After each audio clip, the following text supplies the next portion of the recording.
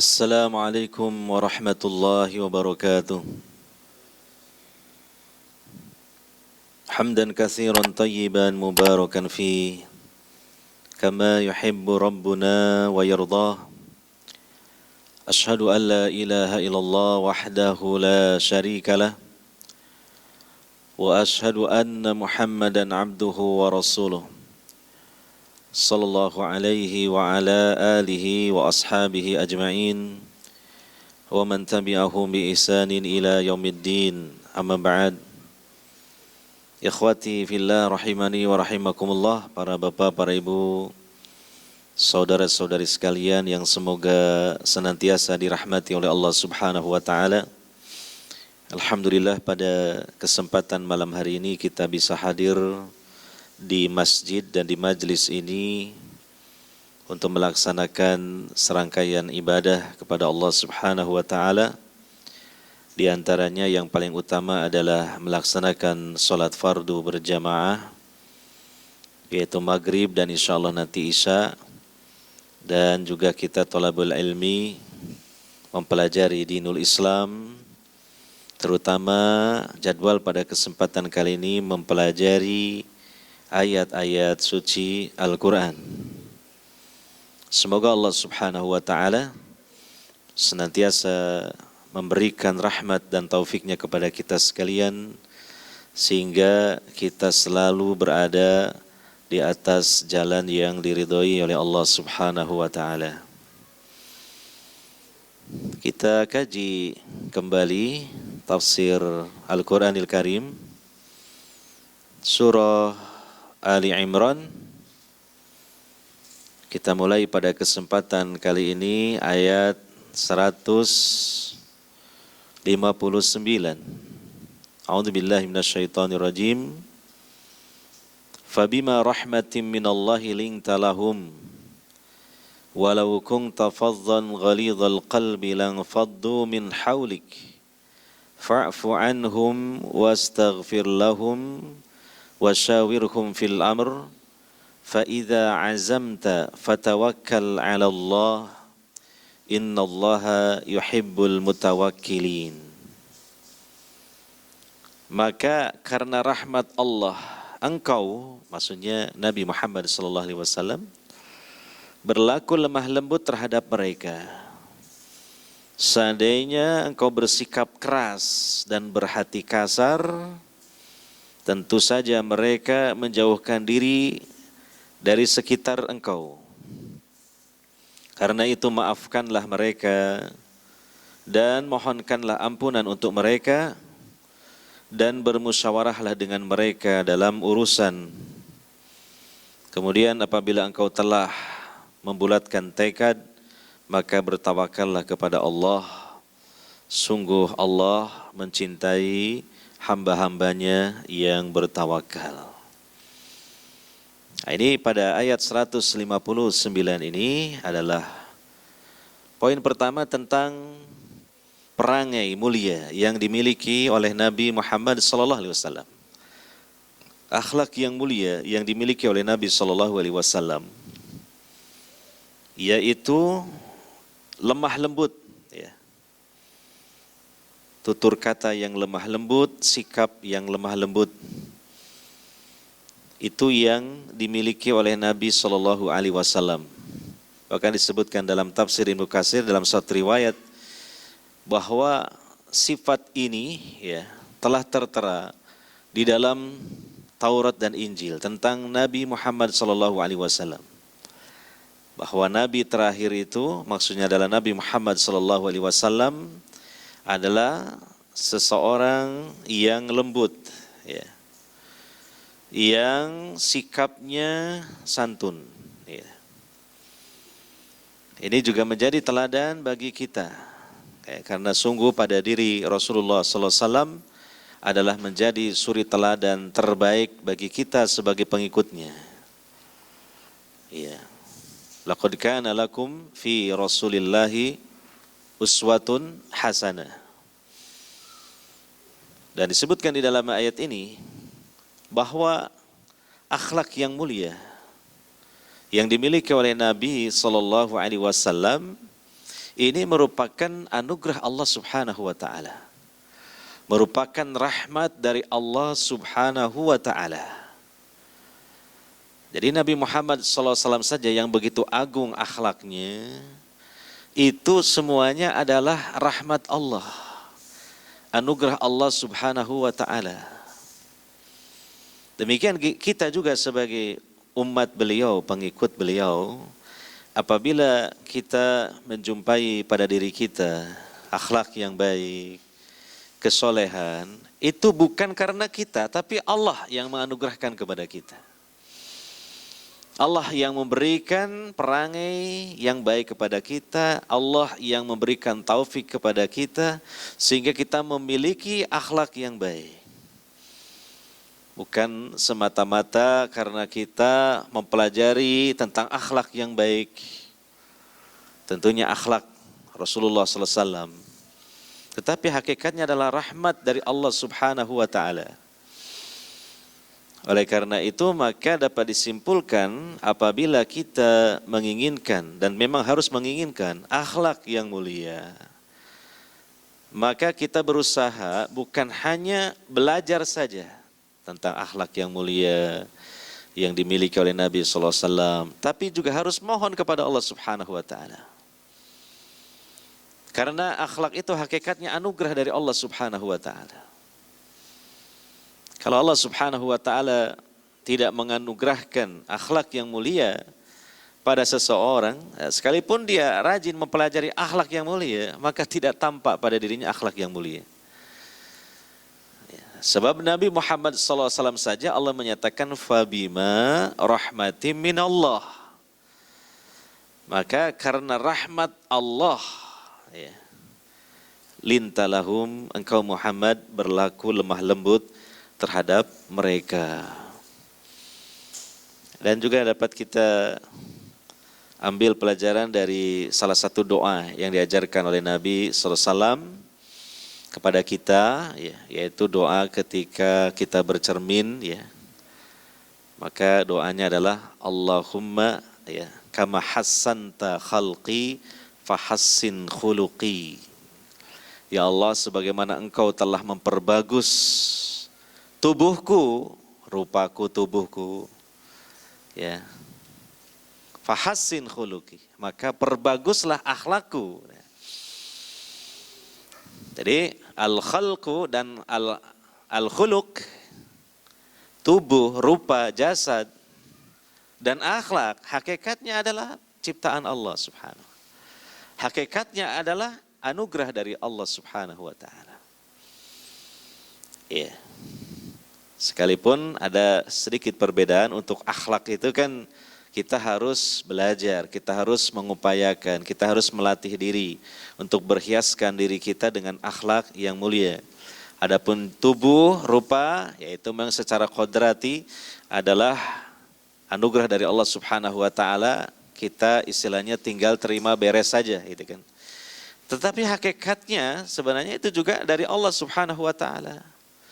Maka seyogianya kita juga mohon kepada Allah Subhanahu wa ta'ala akhlak yang mulia itu. Contohnya kan di dalam Al-Quran Allah mengajarkan doa supaya kita memiliki kesabaran. Doa minta kesabaran kepada Allah Subhanahu wa ta'ala. Rabbana afriq alaina sabra tsabbit aqdamana wansurna 'alal qaumil kafirin, ya. Atau Rabbana afriq alaina sabra wa tawaffana muslimin. Rabbana afriq alaina sabra, wahai Rabb kami, limpahkanlah kepada kami sabra, kesabaran. Sabar ini akhlak yang mulia. Sabar ini adalah perangai yang baik. Maka juga di samping kita pelajari tentang keutamaan sabar, ya, dan kita juga melatih diri untuk sabar, juga kita harus minta kepada Allah Subhanahu wa ta'ala kesabaran itu. Ya. Nah, oleh karena itu juga kepada kita, ya, yang memiliki putra putri, ya,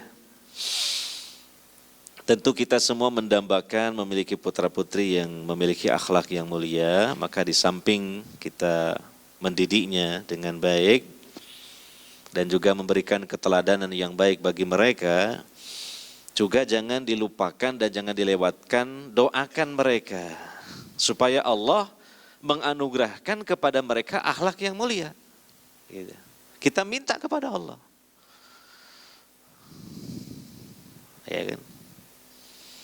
Sebagaimana Allah mengajarkan doa dalam Al-Quran, Rabbana hablana min azwajina wa dhurriyyatina qurrata a'yun waj'alna lil muttaqina imama. Qurrata a'yun artinya apa? Dalam tafsirnya, dijadikanlah istri, dijadikan anak keturunan itu adalah sebagai hamba-hamba Allah yang soleh solehah, yang itu menyejukkan pandangan kita. Dan minta kepada Allah Subhanahu wa taala supaya mereka dijadikan sebagai hamba-hamba yang bertakwa. Waj'alna lil muttaqina imama. Ya. Bahkan termasuk diminta dalam ayat tersebut, dalam doa tersebut adalah menjadi orang-orang yang bertakwa yang kualitasnya sangat tinggi sampai menjadi imam bagi orang-orang yang bertakwa yang lainnya. Nah, ini kita minta kepada Allah Subhanahu wa taala. Sebab terkadang kalau kita tidak diingatkan dengan hal ini, artinya meminta kepada Allah mengenai akhlak yang mulia, seakan-akan bahwa kita minta kepada Allah itu adalah sesuatu yang sifatnya apa? Rizki-rizki baik dunia maupun akhirat, ya. Rizki yang halal di dunia, ya. Rizki di akhirat, ya, meminta sorga, ya. Padahal sesungguhnya akhlak pun adalah perkara yang layak untuk diminta kepada Allah Subhanahu wa taala. Kenapa? Karena akhlak yang mulia juga anugerah dari Allah Subhanahu wa taala, rizki dari Allah Subhanahu wa taala. Iya. Kemudian pada ayat tersebut, ya, dinyatakan, ya, walau kunta faddan ghalizal qalbi lang faddu min haulik.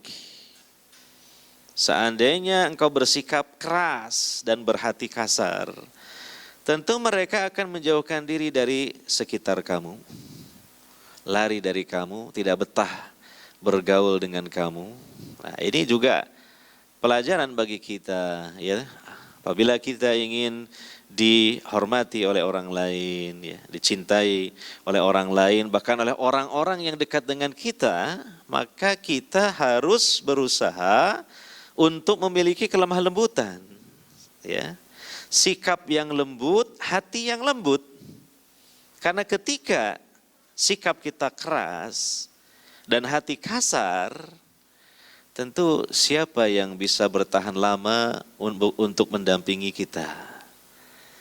Ya, tentang Nabi Muhammad SAW-nya, tentang Nabi Muhammad SAW saya, seandainya disebutkan dalam ayat ini, Nabi SAW sikapnya keras, hatinya kasar, mungkin tidak ada satupun sahabat beliau yang tersisa mendampingi Nabi SAW, akan bubar meninggalkan Nabi SAW. Gak betah. Nah, ini pelajaran bagi kita, kan gitu. Nah, kita punya istri, bagi laki-laki, ya. Punya suami bagi wanita, bagi kaum muslimah, ya. Kita punya sahabat-sahabat, kita punya teman-teman, ya. Ya, kita secara fitrah pastilah kita menginginkan, ya, orang-orang yang dekat dengan kita terus bersama kita, mendampingi kita, suka maupun duka, ya. Demikian sahabat-sahabat, teman-teman juga demikian. Nah, maka salah satu perekatnya adalah apa? Kelemah lembutan, hati yang lembut, bukan ucapan-ucapan yang keras, hati yang kasar, tapi kelemah lembutan. Makanya disebutkan di dalam hadis, Nabi SAW mengatakan, ya, maka narifko, ya, fi syai'in illa zanahu. Ya.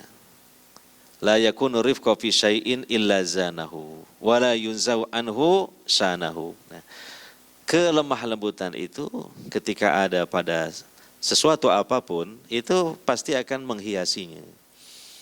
Tapi ketika kelemah lembutan diambil, dicabut, ditiadakan, maka akan menghinakannya, akan menjelekkannya, akan memperburuknya. Ini kalau kita renungkan apa yang disabdakan oleh Nabi sallallahu alaihi wasallam dalam kenyataannya memang seperti itu. Dalam apapun ya, ketika sudah tidak ada arifku, kelemah lembutan, maka pasti akan jelek sesuatu itu. Akan timbul masalah. Akan terjadi di situ hal-hal yang tidak kita inginkan dalam segala hal. Cobalah misalnya kita membuat suatu perkumpulan, lalu di situ tidak ada kelemah lembutan, ujung-ujungnya pasti bertengkar. Gitu. Coba dalam suatu rapat, dalam suatu meeting ya, tidak ada kelemah lembutan, ujung-ujungnya apa? Bertengkar di situ. Dan akhirnya mungkin bubar gitu kan. Itu demikian. Dalam kehidupan rumah tangga begitu, kalau bertahun-tahun rumah tangga dibangun, tidak ada kelemah lembutan. Bahkan yang ada kebalikannya, kekasaran-kekasaran ya. Maka ya rata-rata tidak bisa bertahan lama gitu. Kalaupun bertahan lama itu terpaksa gitu, tidak nyaman. Nah itu betul kata Nabi sallallahu alaihi wasallam, inna rifqa la yakunu fi syai'in illa zanahu wa la yunzau anhu illa syanahu. Sesungguhnya kelemah lembutan itu ya, ketika ada pada sesuatu apapun, maka akan menghiasinya, memperindahnya. Dan ketika tidak ada, ya, maka akan memburukkannya. Gitu. Nah ini juga termasuk salah satu kiat-kiat dalam pergaulan, ya, yaitu adanya kelemah lembutan dan hindari kekasaran, kekakuan hati, gitu kan.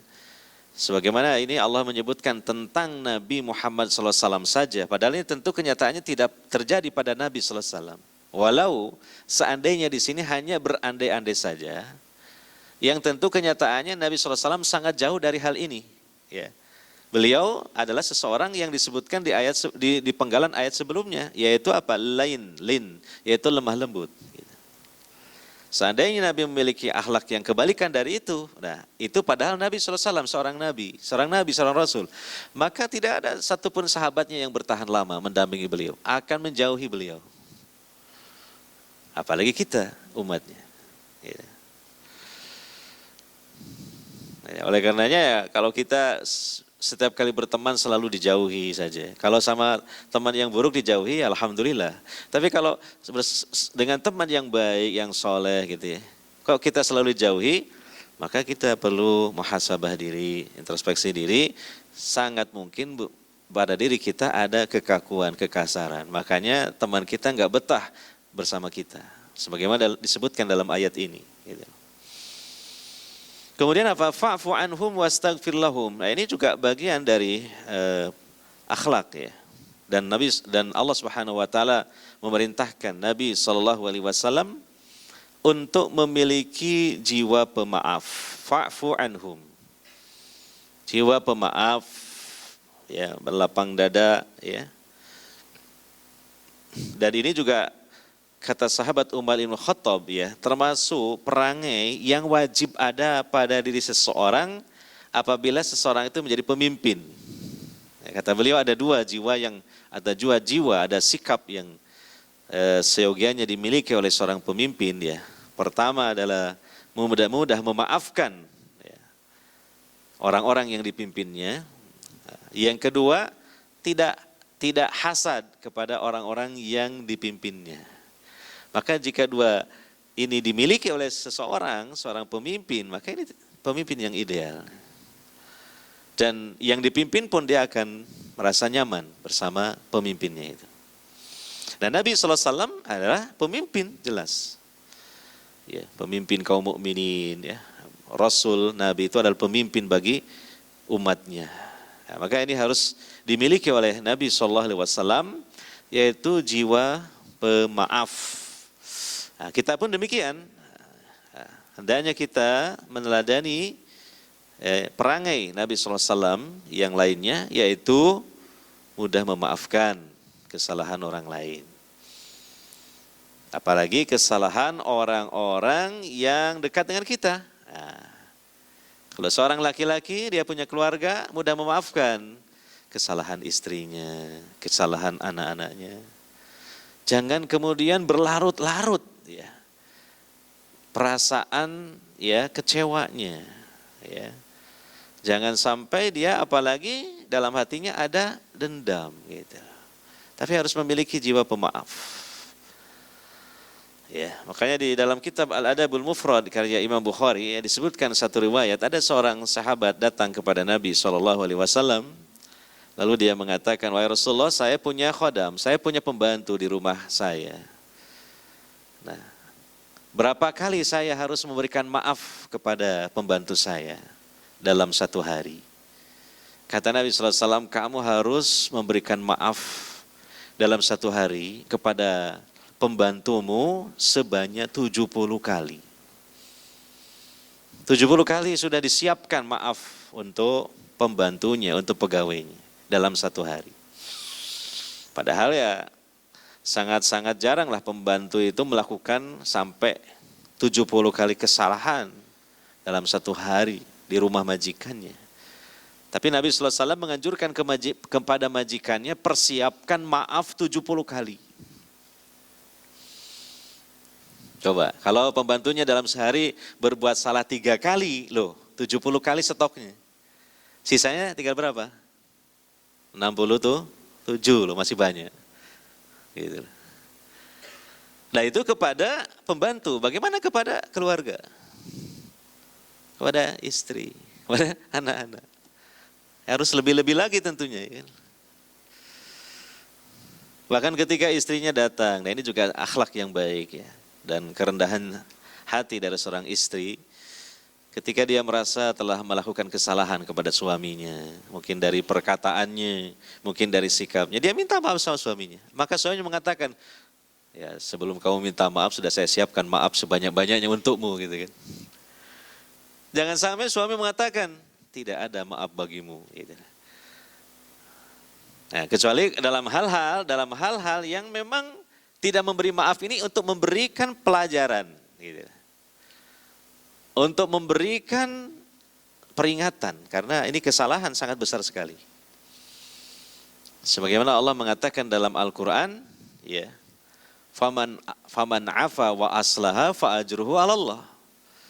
Nah, barang siapa yang memberikan maaf, ya, dan melakukan islah, upaya perbaikan, maka Allah menjamin memberikan pahala untuknya.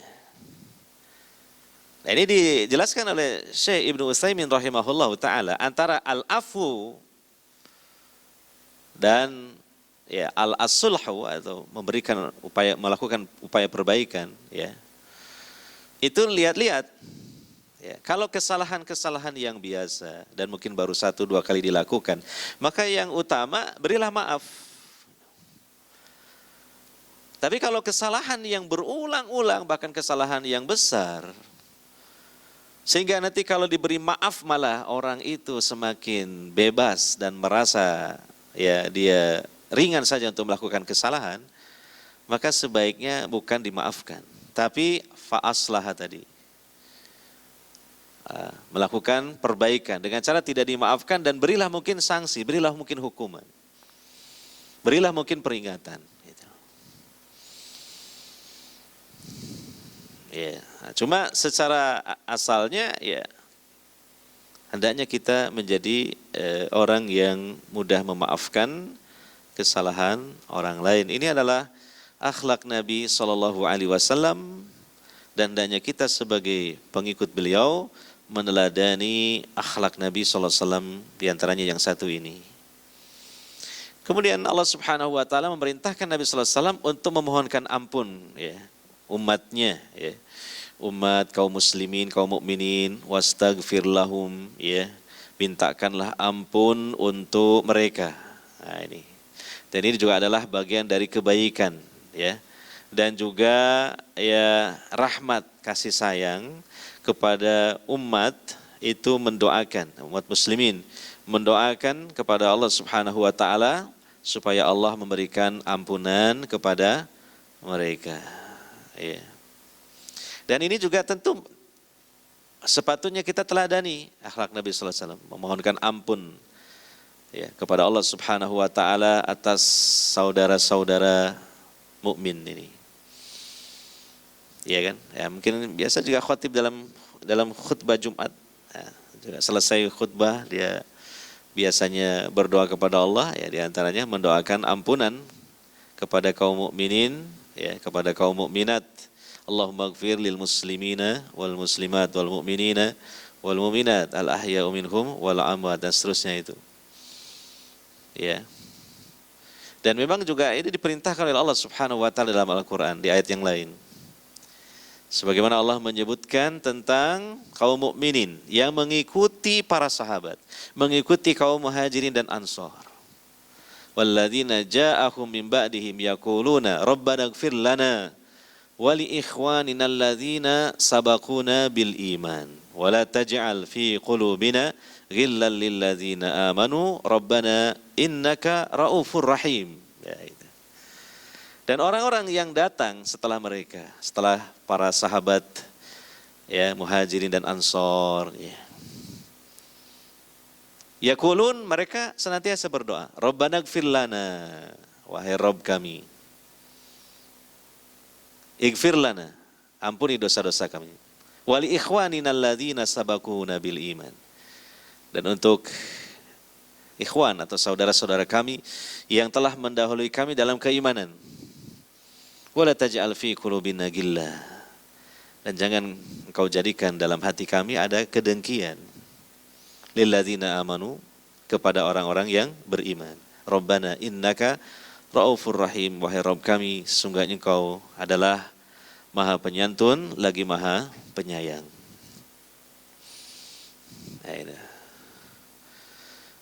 Kemudian berikutnya Allah Subhanahu wa taala perintahkan Nabi sallallahu alaihi wasallam untuk apa? Bermusyawarah, wasyawirhum fil amr. Dan bermusyawarahlah bersama mereka dalam urusan itu.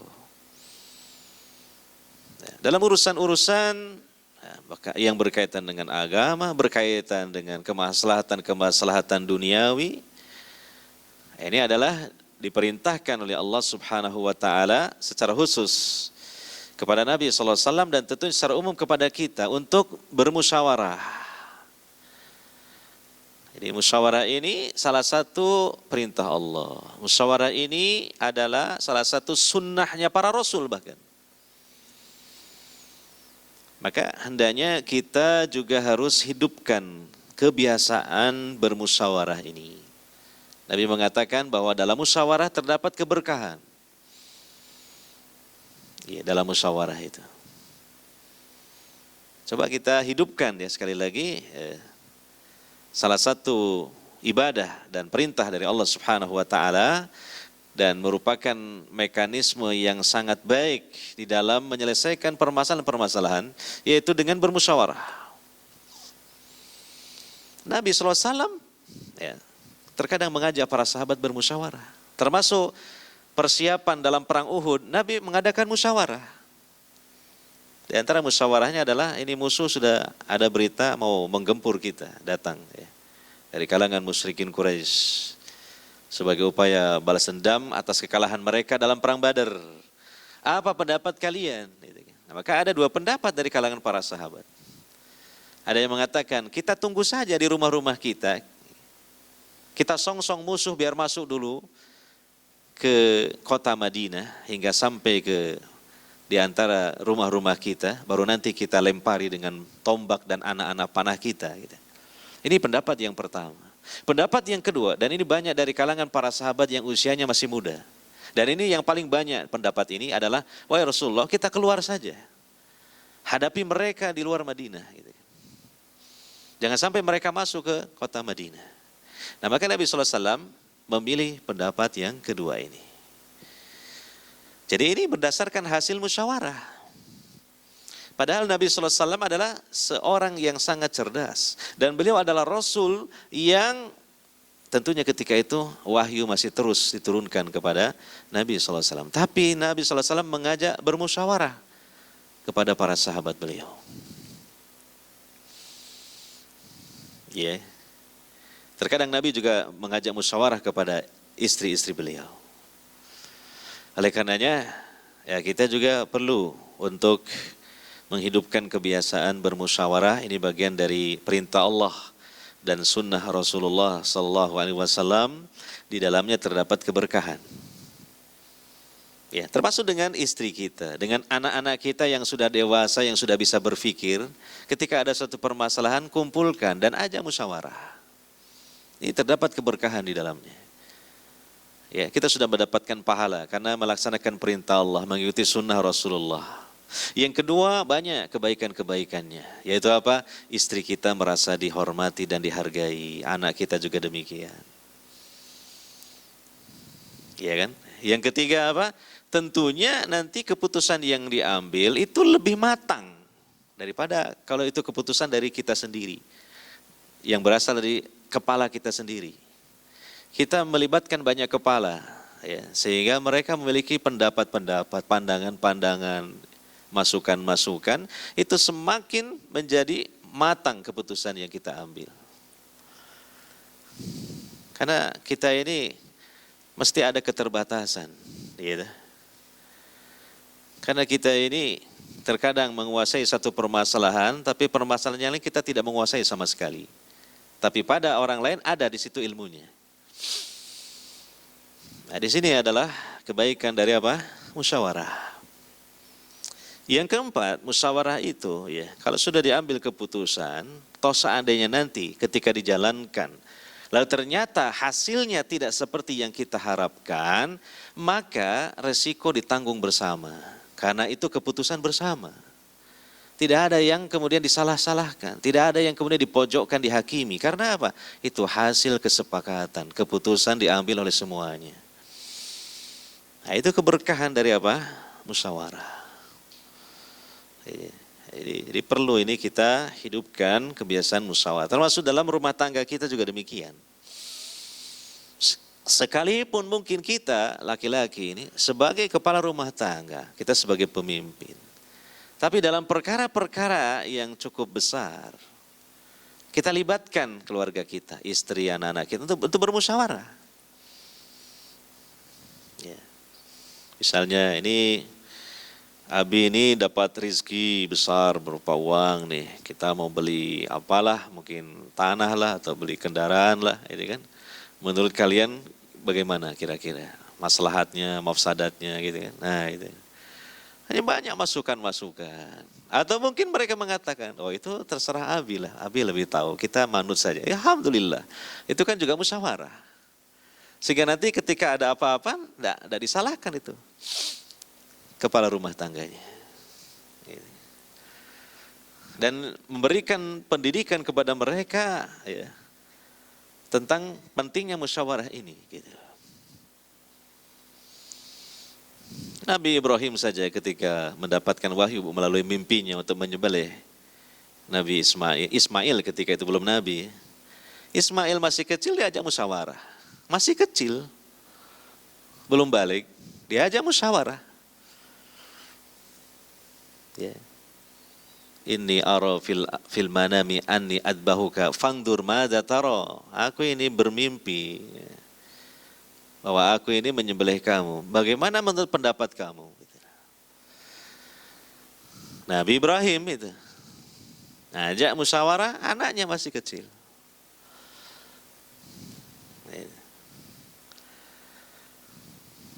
Nah ini hal yang kadang-kala terluputkan dari kehidupan kita, yaitu membiasakan untuk melakukan apa?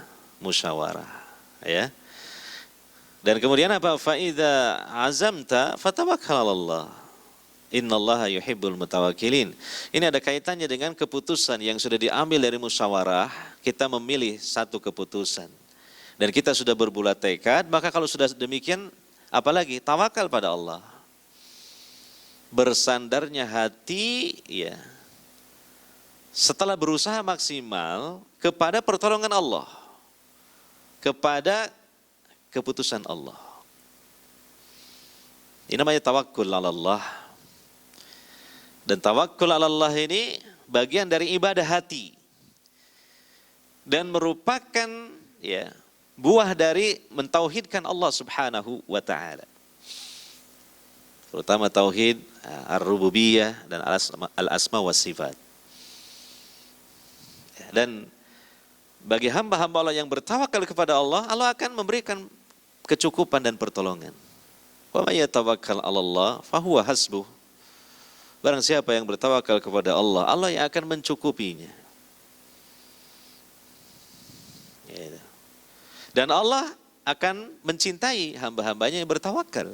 Mana dalilnya? Di ujung ayat ini. Innallaha yuhibbul mutawakkilin.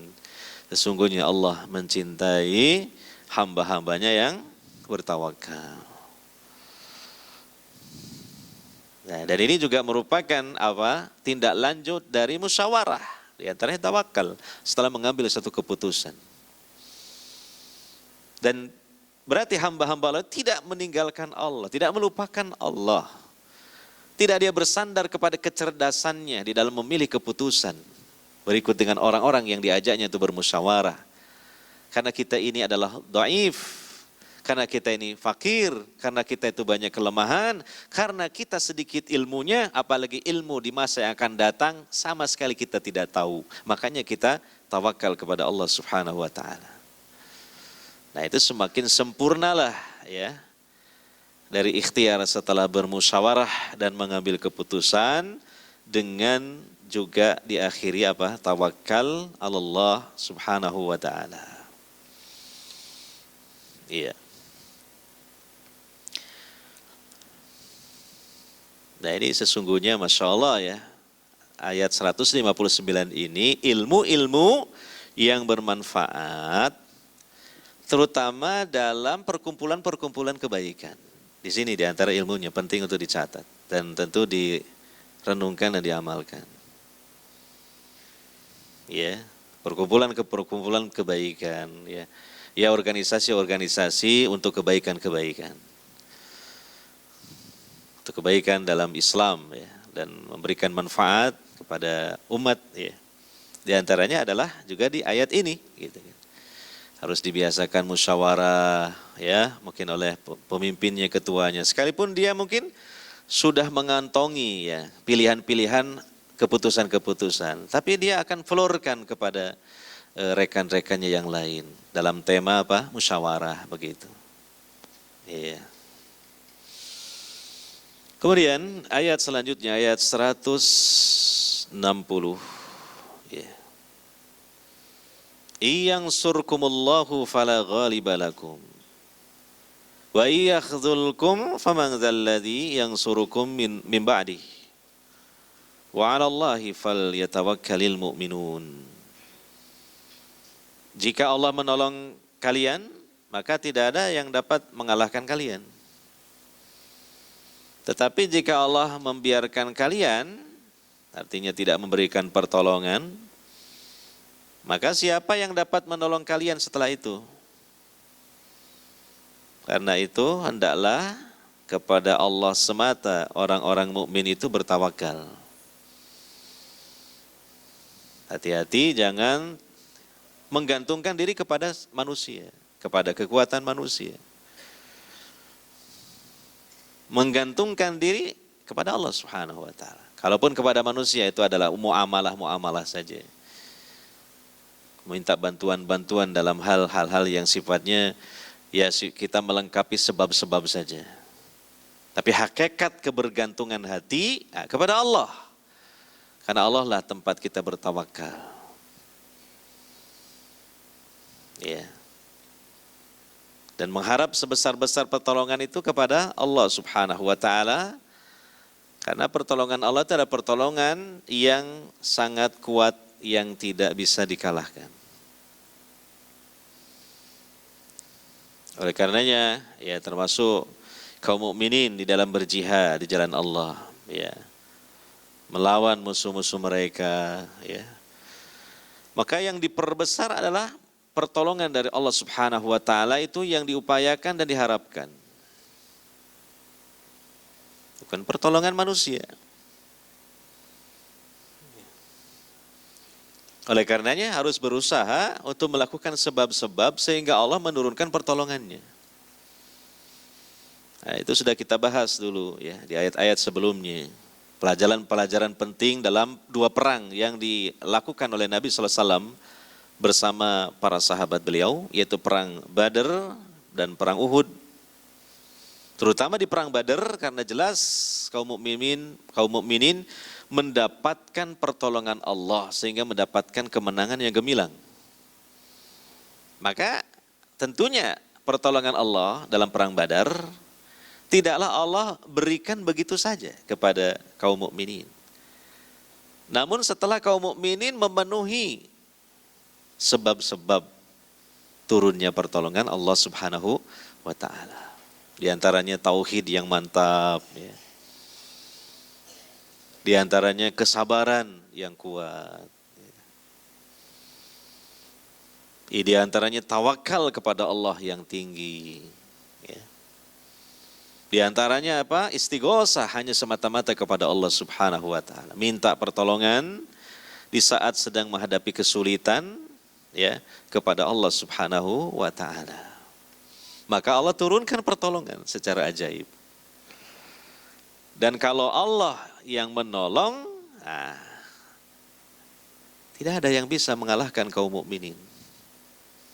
Karena yang menolongnya zat yang tidak terkalahkan. Al-Jabbarul Mutakabbir Al-Muqtadir. Ya. Jadi adalah kunci kemenangan bagi kaum mukminin dan keyakinan bahwa kemenangan itu adalah atas pertolongan Allah Subhanahu wa taala. Bukan semata-mata kekuatan yang sifatnya quwwah al-madiyah. Kekuatan secara zahir, mungkin kekuatan pasukan, kekuatan persenjataan. Itu hanya sebab, ikhtiar, pelengkap saja.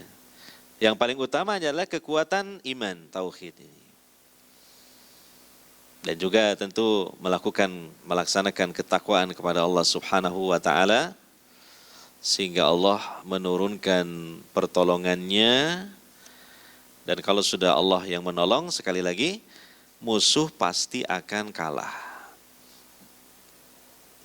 Seberapapun banyaknya dan seberapapun kuatnya. Gitu? Coba yang terjadi sekarang ini di Suriah. Kaum mujahidin mukminin, ya, yang kemudian menumbangkan rezim kafir Nusairiyah yang sangat keji dan kejam itu hanya dalam hitungan belasan hari, 12 hari. Pada rezim itu sudah berapa puluh tahun sejak zaman dulu ayahnya, ya, dari rezim tersebut itu. 50-an lebih, 50 tahunan lebih. Hanya dalam hitungan 12 hari runtuh. Nah, itu kan kalau Allah sudah memberikan pertolongan, sekalipun itu rezim sudah begitu lama berkuasa, memiliki kekuatan pasukan, ya, persenjataan, ya, yang punya pemerintahan bahkan. Didukung lagi oleh negara di luar yang juga kuat-kuat. Tapi ketika Allah memberikan pertolongan, dengan sangat mudahnya. Sampai kita terkejut dengan beritanya. Di saat semua pandangan mata memperhatikan keadaan Palestina, Gaza, tiba-tiba di Suriah yang mungkin terlupakan oleh kita. Mulai tahun 2011 terlupakan. Yang di sana juga kaum mukminin dari kalangan ahlus sunnah terutama sangat terzolimi, gitu kan. Ya, tiba-tiba kemudian Allah memberikan pertolongan bagi para mujahidin di sana. Nah, itulah contohnya. Ini contoh di hari ini, ya, bukan hari-hari yang silam.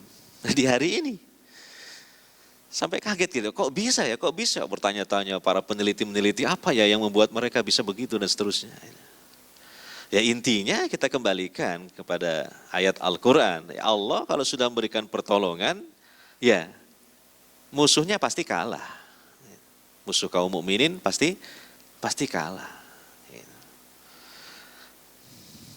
Ya kan? Jadi jangan semata-mata mengandalkan dukungan-dukungan dari negara yang kuat dan sebagainya, persenjataan. Jangan itu bagian saja yang mungkin urutan kesekian. Tapi yang utamanya adalah kekuatan iman, tauhid, dan ya ketakwaan kepada Allah Subhanahu wa taala.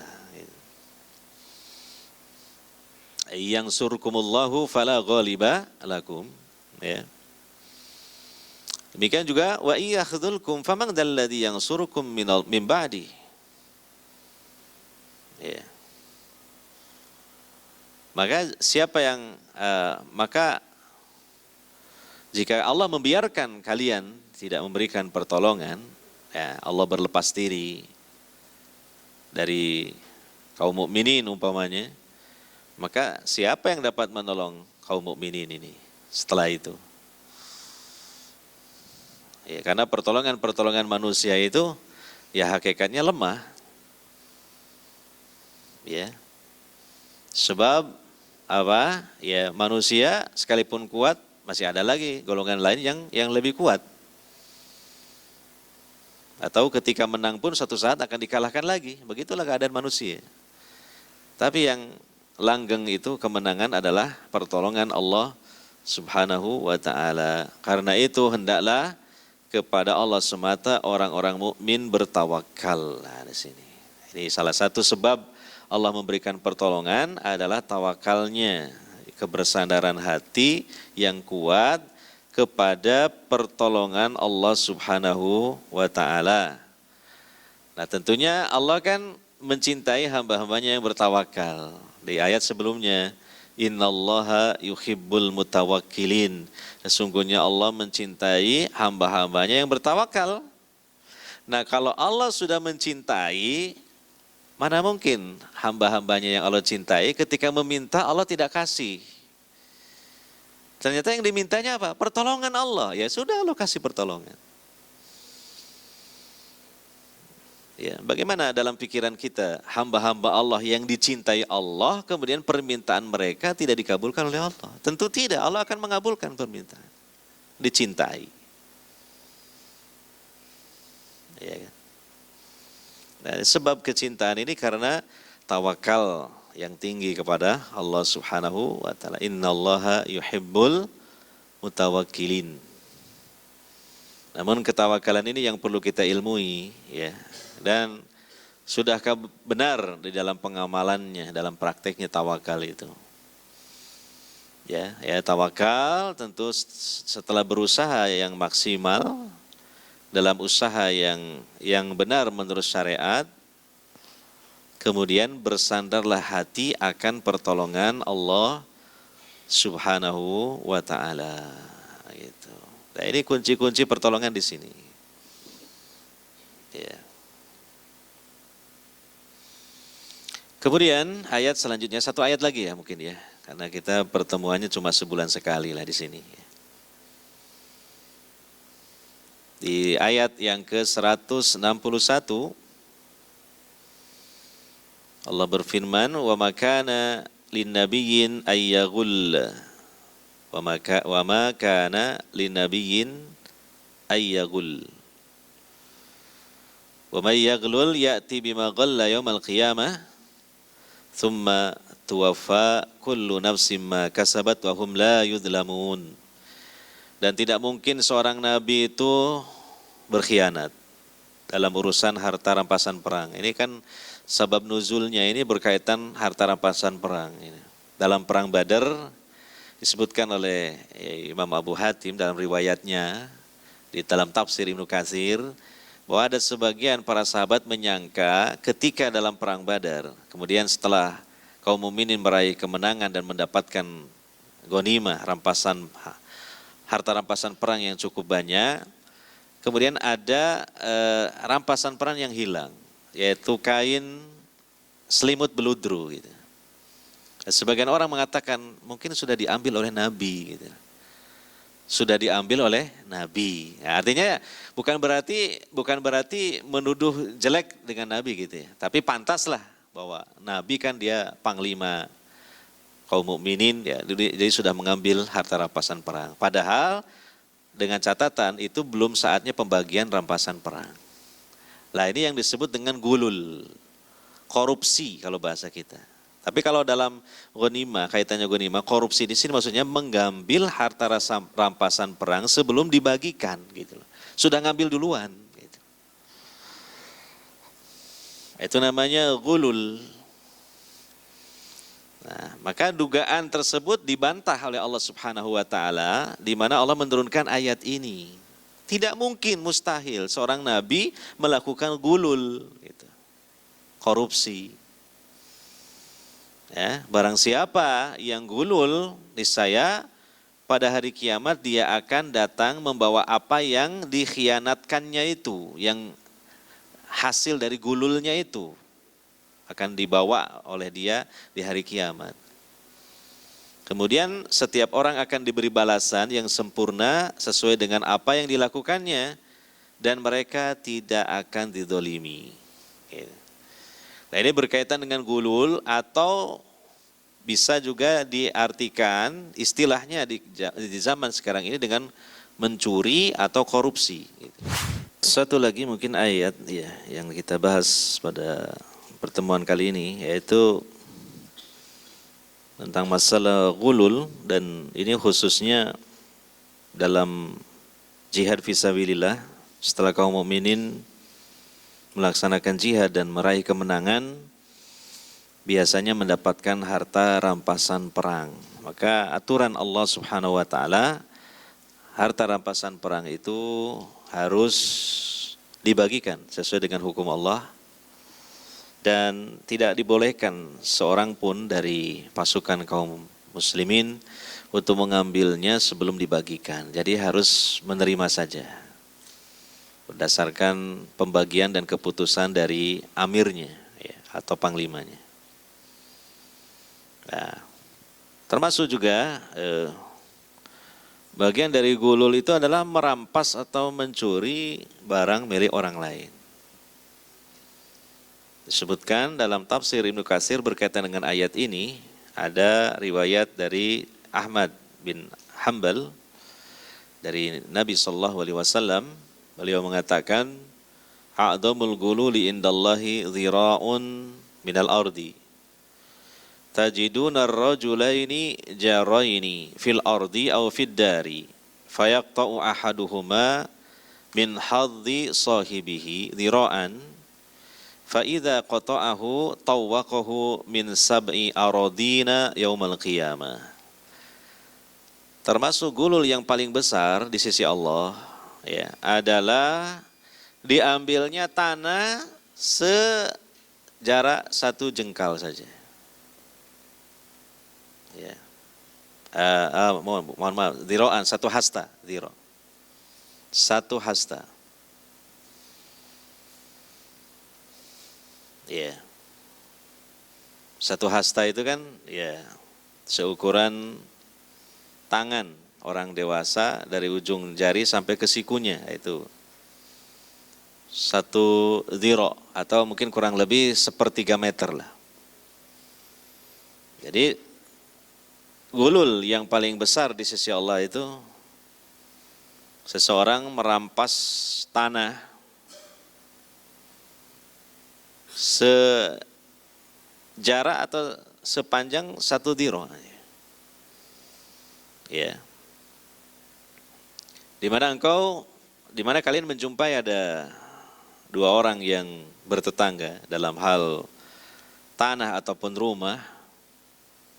Ya, kemudian dia mengambil, salah seorang dari keduanya mengambil bagian temannya itu sejarak 1 hasta saja, 1 dhiro. Maka ketika dia sudah mengambilnya, besok di akhirat hukumannya apa? Dikalungkan di lehernya 7 lapis bumi. Cuma ngambil 1 hasta, tanah atau mungkin rumah. Naudzubillah min dzalik ya. Jangan sampai kita hanya mengambil keuntungan sesaat tapi mendapatkan kesengsaraan yang luar biasa di akhirat. Ya, misalnya kita punya areal tanah, baik sawah, kebun dan sebagainya. Tentu di samping kita kan ada tanah milik orang lain. Lalu kemudian kita mengambilnya dengan kelicikan kita. Ya, mungkin pelan-pelan patoknya digeser. Keluar apa ke dalam? Ya keluar lah. Kalau ke dalam milik kita tambah sempit kan gitu ya. Supaya lahan kita berkembang, kan digeser keluar. memakan areal tanah orang lain. Atau mungkin dengan metode sekarang mungkin lebih canggih lagi, ya kita menyuap petugas agraria supaya memanipulasi datanya. Sama aja itu, sama aja. Baik secara tradisional, pura-pura nyangkul, patoknya digeser, atau kita nyuap petugas agraria. Tolong tanahnya saya digeser, patoknya tuh ke yang sebelahnya. Kamu kan bisa atur semua, kita kasih duit sekian. Oh siap. Nah itu gulul namanya. Nah bayangkan dalam hadis Nabi ini, seandainya mengambil itu tanah satu hasta saja, ya.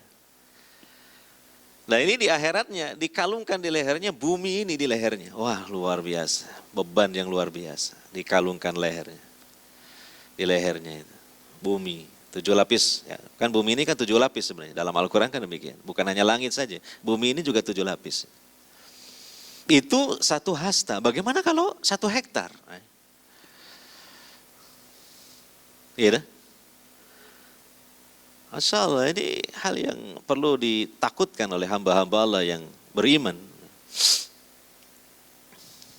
Jual kaplingan tanah, sudah dibayar sama orang pembelinya, gak dikasihkan sertifikatnya. Diambil sama dia, sama saja itu, Masya Allah. Di akhirat itu. Walaupun di dunia mungkin dia bebas dari jerat-jerat hukum, ya. Karena dia punya kepandaian, punya uang juga. Sehingga orang-orang yang sudah memiliki itu tidak berkutik lagi untuk kemudian menuntut dia. Tapi ingat, di akhirat ada peradilan Allah Subhanahu wa ta'ala. Semua kita akan berada di akhirat nanti dan akan dihadapkan ke hadapan Allah untuk diadili. Nah, ini berat permasalahannya. Apa sih artinya di dunia mendapatkan sekian tanah, sekian hektar tanah ini? Ya kan? Tapi di akhirat penderitaan yang sangat besar sekali. Gitu. Demikian kalau mengambil rumah, digeser rumahnya. Di daerah lahan rumahnya dilebarkan misalnya, atau mungkin dia berdekatan dengan rumah tetangganya, kemudian ya diambil pekarangannya misalnya. Apalagi kalau mengambil rumah bukan haknya dia. Ya, termasuk di sini contoh kasusnya tentang pembagian warisan. Nah, sebenarnya dia tidak berhak mendapatkan warisan, tapi dengan berbagai macam cara dia akhirnya mendapatkan warisan. Nah ini sama dengan gulul ini. Sebenarnya dia tidak mendapatkan rumah warisan itu, tapi karena dia pandai melobi ini, bersilat lidah ini dan sebagainya, diambillah itu rumah, padahal bukan miliknya dia. Dia bukan ahli warisnya. Gitu. Walaupun dia mungkin punya alasan, saya loh anak angkatnya. Anak angkat dalam ilmu waris, dalam aturan waris tidak mendapatkan hak. Anak angkat itu. Atau memanipulasi surat wasiat. Ini yang meninggal ini ketika sebelum meninggal berwasiat untuk memberikan 1/3 hartanya buat saya. Padahal tidak. Dia bikin surat palsu. Dia memanipulasi surat gitu. Demi untuk mendapatkan harta warisan. Untuk mendapatkan wasiat tadi. Maka hal-hal seperti ini sama dengan hukum gulul ini. Ukurannya kata Nabi, mengambil 1 hasta saja itu bumi 7 lapis dikalungkan di lehernya. Bagaimana kalau lebih dari itu? A'udzubillahi min dzalik. Tentu semoga kita menghindari hal ini dan semoga kita mampu menghindari hal seperti ini. Iya. Kemudian lagi di dalam hadis yang lain, dan hadis ini berkaitan dengan ayat yang kita baca tadi. Innal hajara yurma bihi jahannam fayahwi sab'ina kharifan ma yablughu qa'raha. Wa yu'ta bil gulul fayugdafu ma'ahu thumma yuqalu liman ghalla bihi i'ti bihi Fadzalika qauluhu ta'ala wa may yaghlul ya'ti bima ghalla yaumal qiyamah. Ya. Ini sesuai dengan ayat yang kita bahas. Sesungguhnya batu dilemparkan ke neraka jahanam, kemudian meluncur jatuh selama 70 tahun, tapi belum sampai ke dasarnya. Kemudian didatangkan seseorang yang melakukan gulul tadi. Lalu dilemparkan ke dalam neraka bersama harta yang dia gululkan itu, yang dia ambil tadi. Kemudian dikatakan kepada orang yang gulul ini, ya, i'ti bihi, ya, datangkanlah dia bersama harta yang dia gululkan itu. Maka ini adalah firman Allah Subhanahu wa taala, wa may yaghlul ya'ti bima ghalla yaumal qiyamah. Barang siapa yang melakukan gulul, maka dia akan datang bersama harta gululnya pada hari kiamat. Dan dalam riwayat yang lain, ya, misalnya seseorang mengambil harta rampasan perang, ya, sebelum dibagikan, maka besok di akhirat itu dia memanggul harta gulul itu. Sampai disebutkan dalam hadis, apabila dia mengambil kuda, maka dia datang dengan memangku kuda, kudanya dipanggul gitu, dan kudanya meringkik-ringkik bersuara. Aduh, alangkah beratnya ini. Dia bawa kuda, ya. Di atas pundaknya dibawa kuda itu. Dan kudanya bersuara, meringkik suaranya gitu. Nah, kalau dia misalnya mengambil keledai, ya keledainya dipanggul sama dia dan keledainya mengeluarkan suara. Jadi betul-betul ini beban penderitaan yang luar biasa di akhirat.